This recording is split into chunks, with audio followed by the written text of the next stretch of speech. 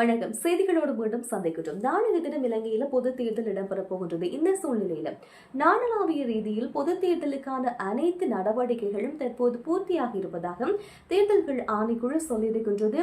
பிரச்சார பணிகள் எல்லாம் நிறைவடைந்திருக்கின்றது. அதே போல பாதுகாப்பு பணிகள் எல்லாம் நடைபெற்றிருக்கிறது. வாக்காளர்கள் வாக்குகளை பதிவு செய்வதற்கான தினம் மட்டும்தான் மிகுதியாக இருக்கிறது. இந்த சூழ்நிலையில யாழ்ப்பாண மாவட்டத்தில் மட்டும் 6 ஆசனங்களுக்காக தெரிவு என்பது இடம்பெறப் போகிறது. அந்த தெரிவில் 4,92,280 பேர் வாக்களிக்க தகுதி பெற்றிருக்கிறார்கள். கிளிநொச்சியை பொறுத்தவரையிலும் 1,09,007 வாக்காளர்கள் வாக்களிப்பதற்கு தகுதி பெற்றிருக்கிறார்கள். இதுவரைக்கும் வாக்குச்சீட்டு கிடைக்காதவர்கள் தபால் நிலையங்களில் வாக்குச்சீட்டுகளை பெற்றுக்கொள்ளலாம் என்று ஏற்கனவே அறிவுறுத்தல்கள் என்பது இலங்கையில் வழங்கப்பட்டிருக்கிறது. நாளைய நாள் வியாழக்கிழமை காலை வேளை 7 மணியிலிருந்து மாலை 4 மணி வரைக்கும் வாக்காளர்கள் தங்களுடைய வாக்குகளை பதிவு செய்வதற்கான நேரம் வழங்கப்பட்டிருக்கிறது. 4 மணிக்கு பிற்பாடு வாக்கெண்ணும் நிலையங்களுக்கு வாக்குப்பட்டி என்பது கொண்டு செல்லப்பட்டு அங்கு எண்ணக்கூடிய பணிகள் என்பது இடம்பெற இருக்கிறது. யாழ்ப்பாணத்திலும் முக்கியமாக யாழ்ப்பாண மத்திய கல்லூரியில வாக்கெண்ணும் பணிகள் என்பது இடம்பெற இருக்கின்றது. யாழ்ப்பாண தேர்தல் மாவட்டத்தை பொறுத்தவரையில் நாடாளுமன்ற தேர்தலை முன்னிட்டு நாடு முழுவதும் பாதுகாப்பு பலப்படுத்தப்பட்டிருப்பதாகவும் இதுவரைக்கும் 70,000 போலீசாரும் 90,000க்கும் அதிகமான பாதுகாப்பு படையினரும் கடமையில் ஈடுபடுத்தப்பட்டிருப்பதாகவும் போலீஸ் ஊடக பேச்சாளர் நிகால் தல்துவா அவர்கள் இந்த பாதுகாப்பு தொடர்பாக ஊடகங்களுக்கு கருத்து தெரிவிக்கின்ற போது சில விஷயங்களை சொல்லியிருக்கின்றார். முக்கியமாக நடைபெறப் போகின்ற இந்த பொது தேர்தலில் 160 நாடாளுமன்ற தொகுதிகள் என்பது இருக்கின்றது. மொத்தமாக 13,383 வாக்குச்சாவடிகள் இலங்கையில பொது தேர்தலுக்காக அமைக்கப்பட்டிருக்கின்ற சூழ்நிலையிலும் அனைத்து வாக்குச்சாவடிகளுக்கு மொத்தமாக 64,000 போலீசார் பாதுகாப்பு கடமைகளில் ஈடுபடுத்தப்பட்டிருக்கிறார்கள். போலீசாருக்கு மேலதிகமாக 3,200 போலீஸ் விசேட அதிரடி படையினரும் மேலதிகமாக கடமையில் ஈடுபடுத்தப்படுகிறது. மொத்தமாக ஒரு அண்ணளவாக 70,000க்கும் அதிகமான போலீசார் பாதுகாப்பு கடமையில் ஈடுபடுத்தப்பட்டிருக்கிறார்கள். 12,277 சிவில் பாதுகாப்பு படையினர் நேரடியாக தேர்தல் கண்காணிப்புக்காக ஈடுபடுத்தப்பட்டிருப்பதாகவும் அதே சமயத்தில் சில முக்கியமான இடங்களுக்கு பாதுகாப்பு நோக்கம் கருதி 11,000 இராணுவத்தினரும் மொத்தமாக ஈடுபடுத்தப்பட்டிருக்கின்றார்கள். எனவே நடைபெற போகின்ற பொது தேர்தலுக்கான பாதுகாப்பு கடமைகளுக்கேயே 90,000க்கும் அதிகமான பாதுகாப்பு பணியாளர்கள் தற்போது தேர்தலுக்காக பாதுகாப்பு பணிகளில் ஈடுபடுத்தப்பட்டு வந்திருப்பதாகவும் கூடிய அளவுக்கு எல்லா பிரதேசங்களிலும் பாதுகாப்பு பலப்படுத்தப்பட்டிருக்கிறது.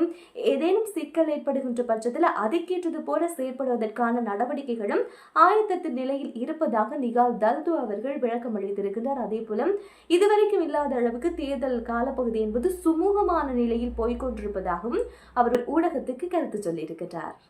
2024ஆம் ஆண்டுக்கான பொது தேர்தல் நாளைய தினம் இடம்பெறப் போகின்றது. நாளைய நாளில் வாக்காளர்கள் எப்படி செயற்பட வேண்டும் என்றதற்கான அறிவுறுத்தல் என்பதை பொது விடுக்கப்பட்டிருக்கிறது. தேர்தல்கள் ஆணைக்குழுவினுடைய தலைவர் ரத்நாயக் அவர்கள் மூலமாக நாளை காலை 7 மணியிலிருந்து 4 மணி வரைக்கும் நீங்க வாக்களிப்பதற்கான உங்களுக்கு நேரம் வழங்கப்பட்டிருக்கிறது. வாக்களித்ததுக்கு பிற்பாடும் வாக்கு எண்ணும் செயற்பாடுகள் நடைமுறையில் இருக்கின்ற காலப்பகுதியில் தேவையில்லாம வெளியில செல்ல வேண்டாம் என்று மக்களுக்கு அறிவுறுத்தல் விடுக்கப்பட்டிருக்கிறது. அதே போல வாக்கெண்ணும் நிலையங்களுக்கு அண்மையிலேயோ கூட்டம் கூடுவதையோ தவிர்க்குமாறு வெளியில திரைகளை பயன்படுத்தி இலத்திரை சாதனங்களை பயன்படுத்தி வாக்கு எண்ணக்கூடிய செயற்பாடுகளை பார்க்கறதுக்கு கூட்டங்கள் கூடக்கூடாது. ஆக மொத்தத்தில் தேவையில்லாத கூட்டங்களை தவிர்த்துக் கொள்ள சொல்லி அதையும் மீறி யாராவது கூட்டம் கூடுவார்களாக இருந்தால் அவர்களுக்கு அந்த கூட்டத்தை கலைப்பதற்கும் ஒருவேளை கலைக்கப்படுகின்ற கூட்டம் போகாம அதே இடத்துல நிற்கின்ற பட்சத்தில் கைது செய்வதற்கான முழு அதிகாரமும் போலீசாருக்கு இருப்பதாக வழங்கப்பட்டிருப்பதாக ஒரு அறிவுறுத்தல் வழங்கப்பட்டிருக்கிறது. எனவே நாளைய நாள் தேவையில்லாத கூட்டங்களை தவிர்த்துக் கொள்ளுமாறு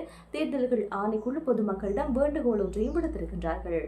தேசிய மக்கள் சக்தி பெண்களுடைய திருமண வயதை 18ஆக அதிகரிக்க வேண்டும் என்று கூறியது பெண்களுடைய பாதுகாப்புக்கு என்பதாக அந்த கட்சியினுடைய கொழும்பு மாவட்ட ஒருங்கிணைப்பாளர் ஜஸ்டின் அவர்கள் தெரிவித்திருக்கின்றார். ஊடகம் ஒன்றுக்கு வழங்கிய சுவையின் போதே இந்த கருத்தை சொல்லியிருக்கிறார். இதற்கு காரணம் தற்போது தேசிய மக்கள் ஆட்சிக்கு வந்ததுக்கு பிற்பாடு மாத்தறை மாவட்டத்தினுடைய வேட்பாளராக களமிறக்கப்பட்ட சரோஜா போல்ராஜ் அவர்கள் 2019ஆம் ஆண்டு ஒரு ஊடகத்துக்கு நேர்காணல் கொடுக்கின்ற தருணத்தில் பெண்களுடைய திருமண வயது 18ஆக அதிகரிக்க வேண்டும் வேண்டும் என்பதாக சில கருத்துக்களை சொல்லியிருப்பார்.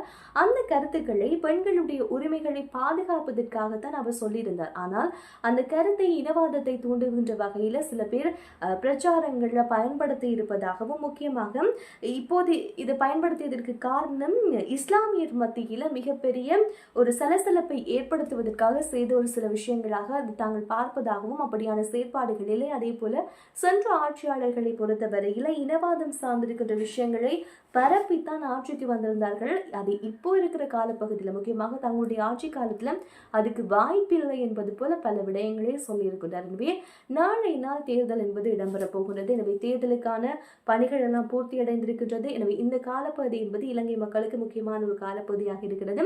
எனவே இது பற்றி இருக்கிற உங்களுடைய கருத்துக்கள் இருக்குமாக இருந்தால் மறக்காம சொல்லுங்க. நாளை நாள் செய்திகளோடு மீண்டும் சந்திக்கலாம். நன்றி, வணக்கம்.